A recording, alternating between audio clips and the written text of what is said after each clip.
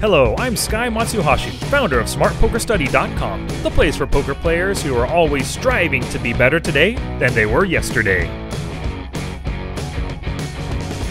Poker people, you're missing out if you skipped episode 66, where I taught you basic hand reading and how understanding percentage form can lead to assigning more accurate pre-flop ranges. Hey poker people, thanks for downloading the episode, thanks for your Patreon support, and thanks for sharing the show because that is how we grow. Oh boy, the Colossus is just a few days away. I'll be there soon in Las Vegas, and if you want a part of my winnings, and I am talking free roll winnings, just join the Smart Poker Study Weekly Boost or support me on Patreon. Details for getting in on the free roll action are in today's show notes. Oh, and I just said weekly boost, and that reminds me, of course, that I haven't officially made the announcement yet, but here it is. I'm discontinuing the weekly newsletter and changing the format and the name to the Weekly Boost. My goal with the Weekly Boost is to give you an exclusive poker or study strategy piece every single week. And that's it, really. No more recaps of new podcasts or articles or reviews, nothing like that. Because as you already know, a lot of you are subscribers to the podcast in iTunes, Stitcher, or Google Play Music or another podcatcher. So you get all of those there. And if you want new articles, I always talk about those within the podcasts anyway. So as long as you're listening and subscribed, you'll, find out what's going on every week. So the boost is simply a way for me to help you boost your game with a weekly exclusive.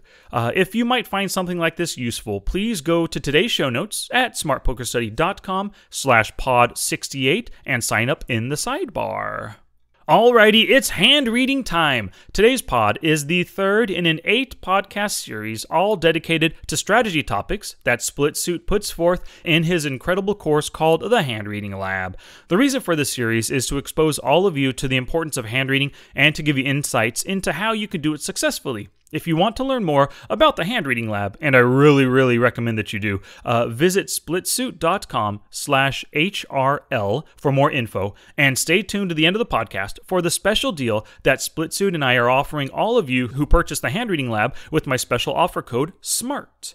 So today we're discussing Flopzilla, which is a huge part of the Hand Reading Lab. It's something that Splitsuit he's been a really big proponent of this for a long time.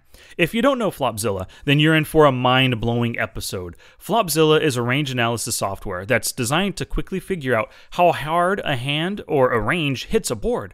This is the software that I use whenever I tell you something like an average hand only hits the flop 35% of the time. Or I might say something like, my pocket jacks has 65% equity versus ace jack suited. The software itself made a huge impact in my understanding of equities and in the maths of poker, but its use in hand reading has revolutionized my game. And I struggled a bit with this episode because Flopzilla, it's really a super visual thing. It's really tough to discuss how to use Flopzilla in an audio medium like a podcast. So today's episode will be half audio and half video. The first part, which is audio only, and you're listening to it right now, it'll be covering the benefits of Flopzilla and the types of study that I use it for. The second part will be a video where I demonstrate hand reading with Flopzilla. Now, you can see the video in today's show notes, or you can listen and watch the podcast on my YouTube channel, which you can find at www.smartpokerstudy.com/YouTube. The most recent video on my channel is this podcast with the audio and video components combined. And while you are there on YouTube, please subscribe to my channel. I'd really appreciate it. I release strategy videos there as well as every podcast in video form if you like to consume your content in YouTube. So let's get to it today. Make sure to hit the show notes for today's episode at www.smartpokerstudy.com/pod68 for everything I discussed today and to sign up for the weekly boost. Now here it is, today's podcast mission. My mission for today is to teach you the benefits that I've gained from using Flopzilla, as well as show you how I use it for the very specific task of hand reading an opponent. Here are the questions I will answer in today's podcast. Question number 1, how has Flopzilla benefited my game? And number 2, how can I use Flopzilla to practice hand reading an opponent?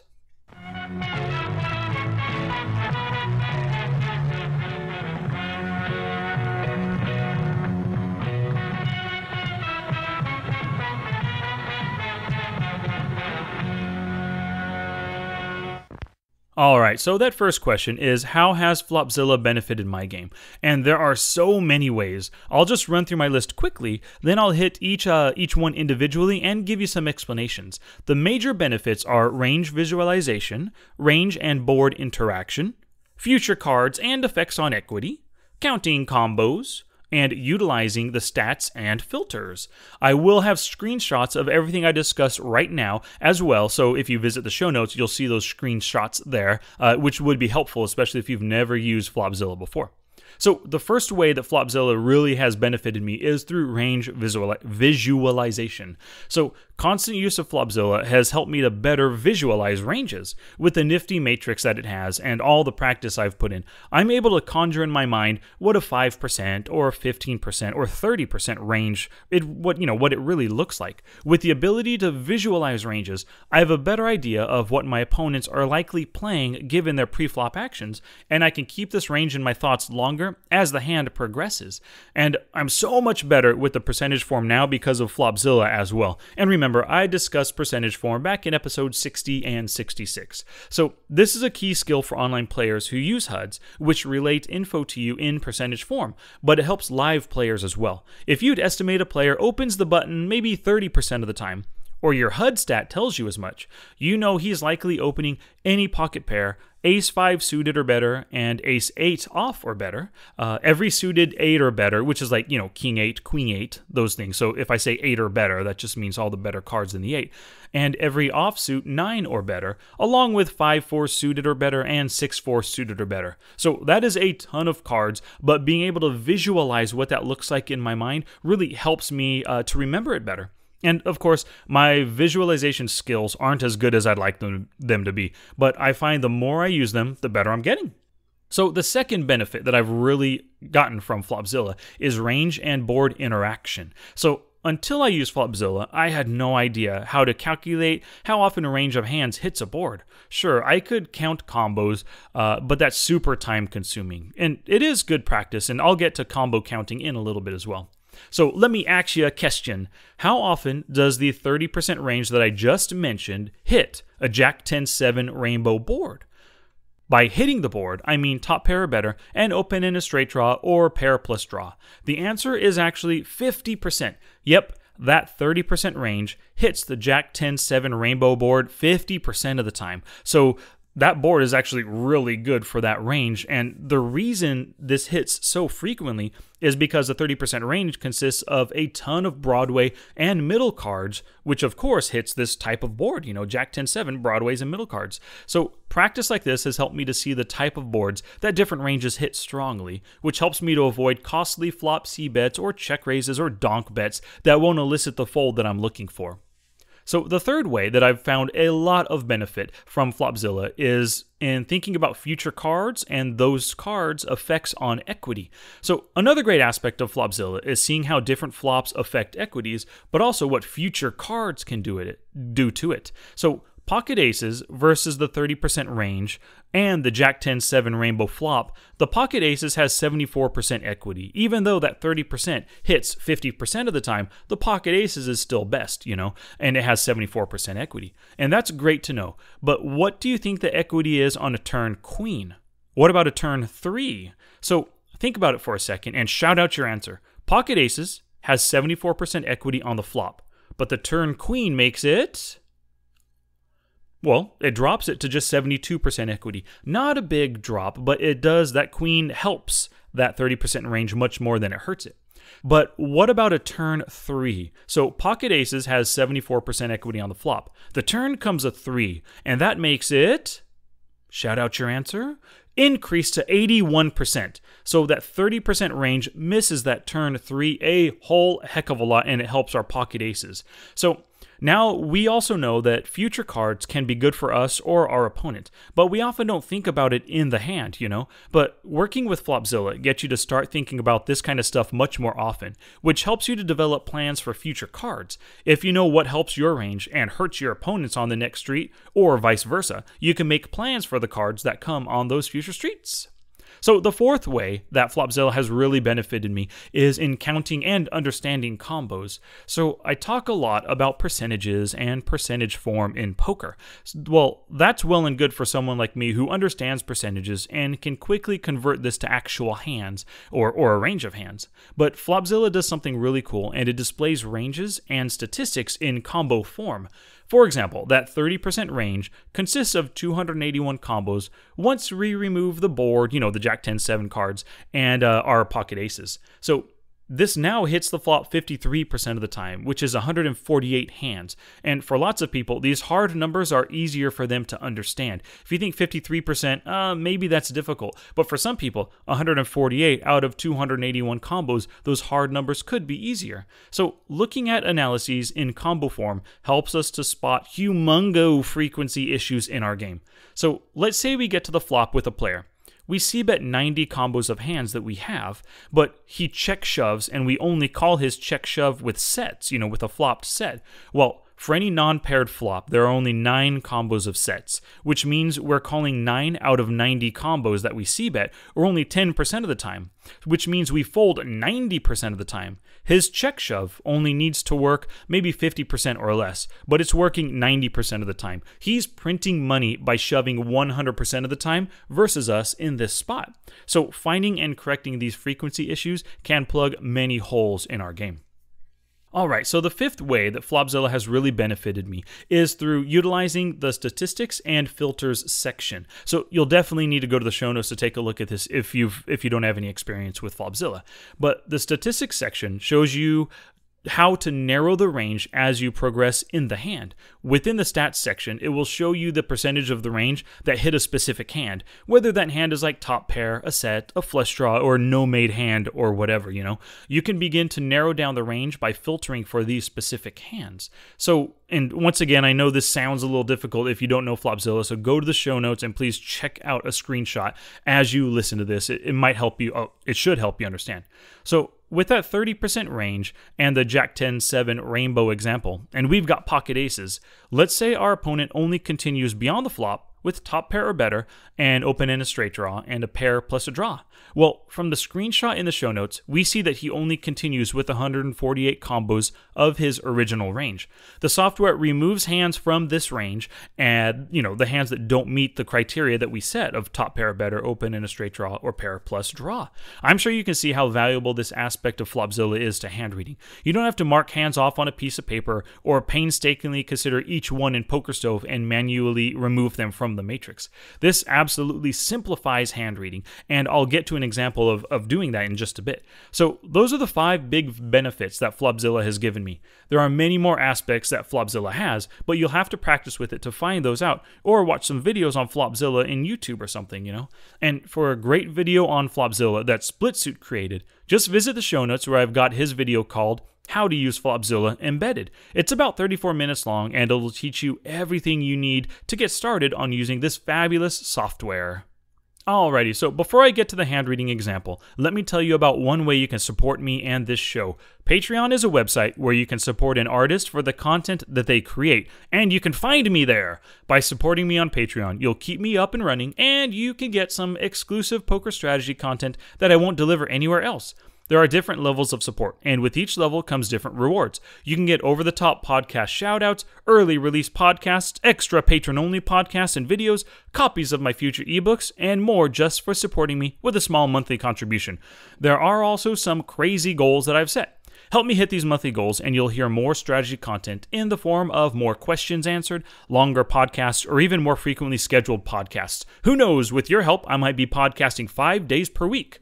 And remember, supporting me on Patreon could lead to you having a free roll 1 or 2% of my Colossus winnings. The first place prize is guaranteed at $1 million, so you could be looking at $10K or even $20K just for a small part of your bankroll every month. Please visit patreon.com/smartpokerstudy for more details on supporting me through Patreon, or hit the link in the show notes.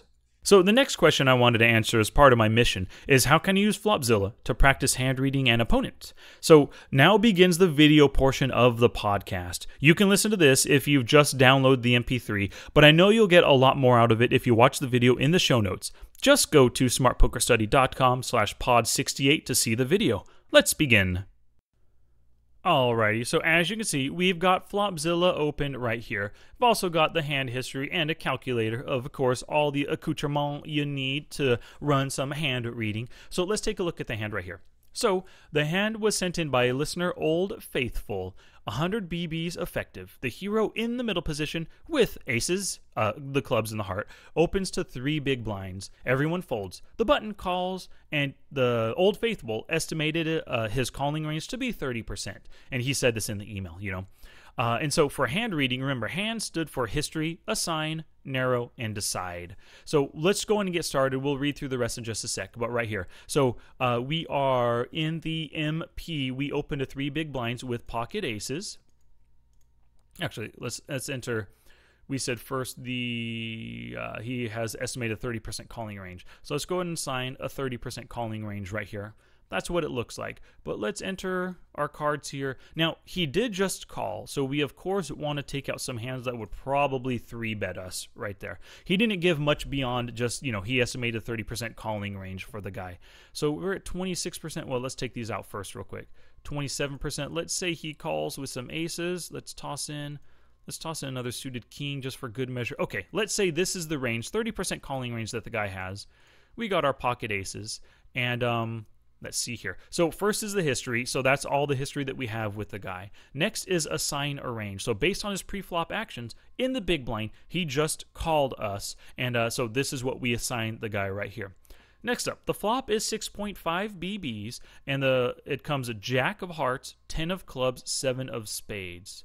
So jack of hearts, 10 of clubs, 7 of spades. So you can see right here, our aces have 74% equity. Not too shabby, you know, we can definitely go for value against this guy. And the range itself only has 26% equity. So, of course, the next step is start to narrow the range based on how the hand progresses right there. So let's see what happens on the flop. It comes Jack 10-7. The big blind checks. The hero bets 4.5 BBs, so roughly two-thirds-ish pot, right around there. And the big blind just calls. So what kind of hands would check call this here? This is where we turn to the statistics section. I think a lot of top pair hands would make this call. Some middle pairs, let's see what those are. You could see they are all the different 10 hands. I think a lot of those might call, especially if he puts us on maybe 2 overs, and maybe you know, an under pair like pocket 6s or 8s or something that's just throwing out the c-bet. So he might call with some of those middle pairs right there. Weak pairs, let's get rid of those. Let's just say he's out of position. He'll ditch those. Of course, he'll call with the open and the straight draw. And there's a lot of gut shots that would probably call at least one street right here. So let's put the gut shots in his range. And gut shot plus a pair. Let's say those he would call to. Overcards. Nah, not really any overcards. We do have the open and straight draw, so he'll be calling with the king-queen. Ace-queen might call as well, so I guess we could put some overcards in. So altogether, when he check calls, we're thinking these are the hand strengths that he's calling with. And out of his 281 combos in the pre-flop range, we think he's continuing with 214 combos right there. So against this continuation range, pull it back. You can see it in, it grays out the hands that are not in the continuation range. We now have 69% equity. So our equity is dropped based on his call. Not that much, not enough to be scary or anything. So let's go to the turn. Narrow, and yeah, so we decide what to do, of course. The turn is 15.5 BBs in the pot. It comes a 3 of diamonds. So the 3 of diamonds comes right here. And so just that card in itself increases our equity back up to 78% because that 3 misses most of his range. You can see we got rid of a lot of 3s in his range from that pre-flop action there. Pre-flop and flop action. We got rid of a ton of 3s from his range. So this really doesn't help him much at all. So let's see what the action is. Big blind checks. Hero bets 12 BBs, which is roughly 3/4 pot. But then the big blind raises. He makes a min raise to 24 BBs, and we decide to call right here. Now, when he makes that check min raise, I often feel like that's either a really cheap steal, trying to go for that cheap steal on the turn, or he is just going for value and trying to build that pot. So you could see, we can just jump ahead real quick. With that raise and our call, it makes it 63.5 BB pot. And the big blind has 68.5 BBs in his stack, so he has roughly a pot size bet behind. So that min raise is perfect to build a pot for a river shove right here. So let's see what he's building the pot with. Is he building the pot with top pair? He might be building the pot with maybe a top pair plus a gutter kind of a hand, but I would say not. Let's kind of narrow his range down quite a bit. I think top pairs would just be check calling. I mean, he's a check caller. He check called that flop. I think because top pairs have a bit of showdown equity, I don't think they're really check raising like that to try to build the pot. Because remember, check raising is basically just building the pot. You want more chips in. It's either building the pot or a steal, a cheap steal. So I'm going to consider this right here just building the pot. So he's got a hand that he wants to build the pot with, Maybe an open-ended straight draw if the guy is just gutsy and wants to try to push us off of our hand, but still have some equity. So I'm good with keeping the open-ended straight draw in, which we could see that is the queen nine, the king nine, and the king queens over there on the left, those purple hands. And he doesn't have any overpairs. We took those out pre-flop, the queens and better. Now, plenty of middle pairs, but I don't think any of those are check raising. Maybe possibly as a bluff, but I think we can get rid of those there. But two pairs, I could see those check raising because, hey, he has our pocket aces, kings, or queens, whatever we might have opened with pre, he has those beat. And of course, sets and straights are going to do the check raise action there. They could check raise for even more to try to get value, but that's a decent check raise to get the pot as big as it is for a river shove. So I'm going to say that he's continuing in the hand, check raising with those. Now, you can see our equity, let's see what it was before, from 78% drops down to 60% now that we narrow his range down even further. So you can see that he started with, it was 281 combos before that 3 came out. 281 combos. He now only has 70 combos in his range. So we've actually taken out 75% of his range based on his actions, which is pretty good. The more hands you can take out from the opponent's range, the easier our decisions are. The easier our decisions are. So the river comes a queen of spades, but there's 63.5 BB pot. The big blind shoves 68.5 BBs. Hero decides to fold, and the BB shows something. So let's see here. He decides to shove on the queen. What was it? Queen of spades.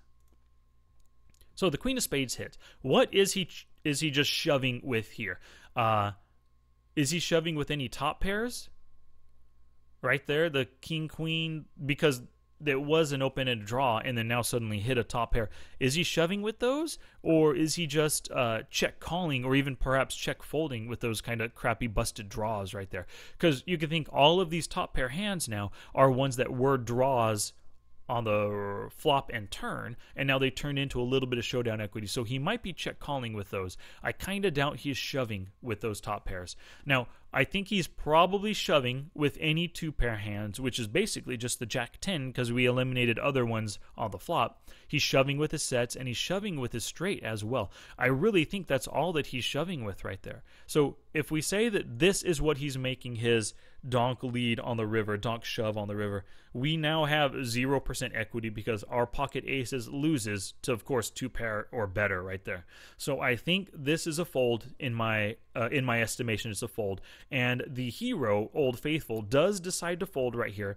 Maybe it was just too scary of a board for him. Maybe there's too many two pairs in his mind, whatever Old Faithful was thinking. So we ended up with just 38 hands out of the initial 280. So we only kept 14% of hands in his range. We were able to eliminate 86% of his hands based on his actions, which is great. So let's see what he had, see if it falls within. How do you do this here? What happened? Oh, there it is. 9 of hearts, 8 of hearts. So it looks like he had 9-8 suited, which fell within our range right here. So we assessed him accurately, and you can see the 9-8 just flopped a miracle, the nut straight on a really dry board.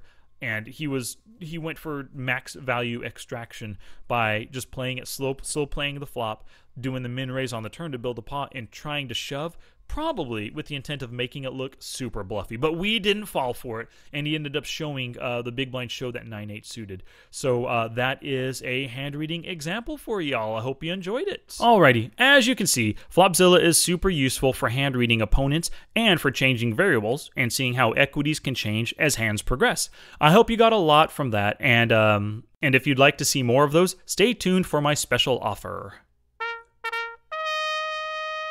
Challenge!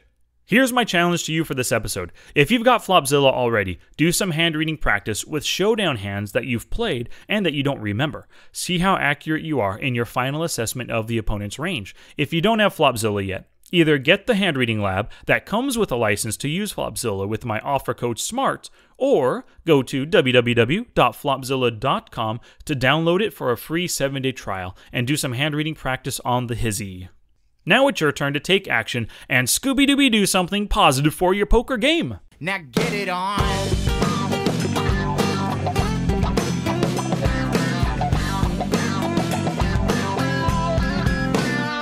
So to recap, I went over the major benefits that I've received from using Flopzilla, and once again, those were range visualization, hard word to say, range and board interaction, future cards and effects on equity, counting combos, and utilizing the statistics and filters. I also took you from start to finish through a hand sent in by a podcast listener. If you ain't already there, head on over to the show notes at smartpokerstudy.com/pod68 for everything mentioned today and to sign up for the weekly boost for poker strategy exclusives that will take your game up a notch. And if you're interested in purchasing or learning about the hand reading lab, visit splitsuit.com/HRL and use offer code SMART in lowercase to receive the full course. And as a special bonus just for you, SplitSuit is throwing in his popular video series called Playing 3-Bet Pots. And I am also offering a bonus hand reading webinar on Saturday, July 9th at 10 a.m. Pacific time for all who purchase the hand reading lab using my offer code SMART. Just send me your purchase confirmation and you'll be enrolled. I know it's a long way off, but it's the weekend following the end of this 8-episode course, so it's a perfect time to demonstrate some hand reading and answer your questions. I hope to see you there. Thank you so much for listening today. I love feedback, so hit me with it through the show notes, or you can also send an email to sky@smartpokerstudy.com, tweet me @smartpokerstudy, or post in the Facebook group at smartpokerstudy.com/discuss. And please send me your questions, your leaks, or ideas for podcast topics through all the channels just mentioned. And a huge shout out to Big T and Danzoid24 for supporting me by purchasing Poker Tracker 4 through my affiliate account. Just hit up smartpokerstudy.com/pokertracker4, and that's one word with the number 4 at the end, to find out more and to download a free 30-day trial. Alrighty, poker people, be sure to come back this Friday for another Q&A where I answer some of your ab-fab questions. And next week, in episode number 70, I'll continue the Hand Reading Lab series, and I'll discuss thinking about your own ranges and creating them based on different scenarios, like your responses to 3-bets or what range you'd continue with versus a flop C-bet. Of course, word of mouth is the best advertising, and I thank you for sharing this show with other poker peeps. It only grows with your help, so I'm asking you to share it with someone who will get value from it just as you do. Until next time, study smart, play much, and make your next session the best one yet.